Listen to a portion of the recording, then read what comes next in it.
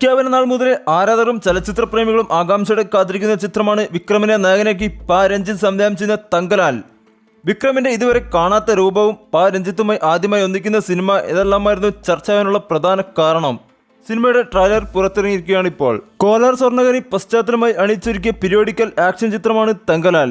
സ്വർണ്ണഖനനത്തിനായി ബ്രിട്ടീഷുകാർ ഒരു ഗ്രാമത്തിലേക്ക് വരുന്നതിനെ തുടർന്നുണ്ടാകുന്ന സംഭവ വികാസങ്ങളാണ് തങ്കലാലിന്റെ പ്രമേയം. ആഗസ്റ്റ് 15 തമിഴ്, മലയാളം, തെലുങ്ക്, കന്നഡ, ഹിന്ദി ഭാഷകളിൽ തങ്കലാൽ തിയേറ്ററിലെത്തും. പാർവതി തിരുവത്തും മാളവിക മോഹനനുമാണ് നായികമാർ.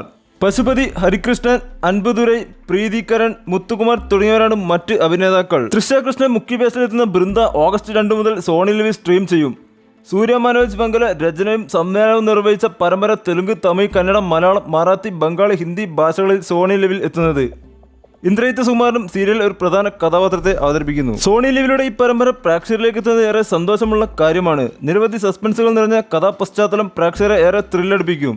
ശക്തവും സ്ത്രീ കേന്ദ്രീകൃതവുമായ കഥ പുരോഗമിക്കുമ്പോൾ നിരവധി മാനങ്ങളിൽ ചുരുളയുന്ന വിധമാണ് ബൃന്ദയുടെ കഥാപാത്രം. സംവിധായകൻ സൂര്യ മനോജ് ബംഗല പറഞ്ഞു, തൃശ്ശിയുടെ ആദ്യ OTT പരമ്പരയാണ് ബൃന്ദ. അതുകൊണ്ട് തന്നെ ഇതിന്റെ സംവിധായകൻ എന്ന നിലയിൽ എനിക്ക് അഭിമാനമുണ്ടെന്നും അദ്ദേഹം കൂട്ടിച്ചേർത്തു.